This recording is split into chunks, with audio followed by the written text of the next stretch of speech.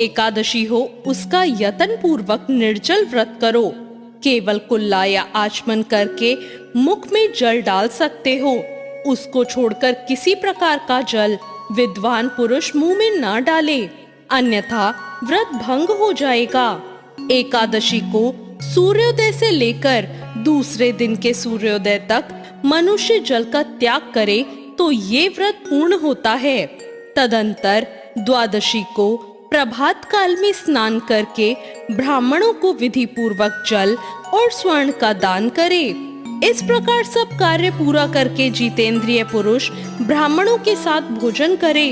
वर्ष भर में जितनी एकादशियां होती हैं, उन सब का फल निर्जला एकादशी के सेवन से मनुष्य प्राप्त कर लेता है, इसमें कोई संदेह नहीं है।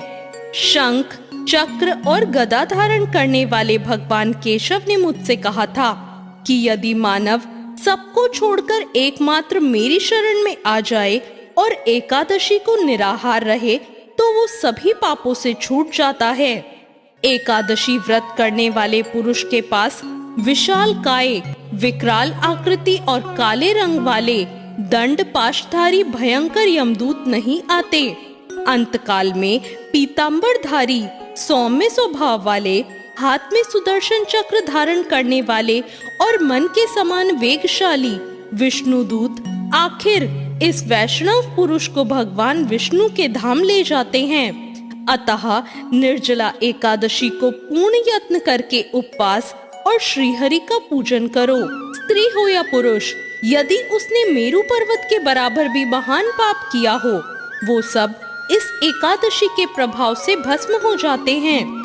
जो मनुष्य उस दिन जल के नियम का पालन करता है, वो पुण्य का भागी होता है।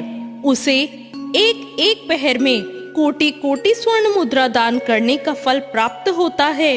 मनुष्य निर्जला एकादशी के दिन स्नान, दान, जप, होम आदि जो कुछ भी करता है, वो सब अक्षय हो जाता है। ये भगवान श्री कृष्ण का कथन है। निर्जला एकादशी को विधि पूर्वक उत्तम रीति से उपवास करके मानव वैष्णव पद को प्राप्त कर लेता है। जो मनुष्य एकादशी के दिन अन्न खाता है, वो पाप का भोजन करता है। इस लोक में वो चांडाल के समान है और मरने पर उसको दुर्गति प्राप्त होती है। जो ज्येष्ठ के शुक्ल पक्ष में एकादशी को उपवास करके दान करेंगे, वो परम पद को प्राप्त होंगे।